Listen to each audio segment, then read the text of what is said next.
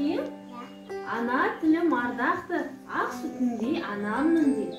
Осыны жаттап келдің ма саған? Тілдер мерекесіне берді ма? Аким, жаттап келді деді саған?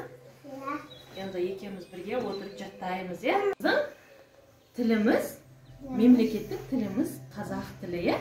Біз өз тілімізді, ана тілімізді құрметтеуіміз керек болам, е? Сен осы тақпақты жаттап, ертең әпкеңе жақсылап айтып бер.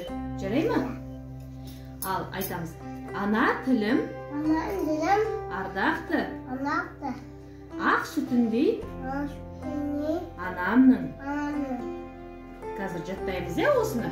Ертең жақсылап әпкеңе айтып бер. Ақ сүтіндей анамның.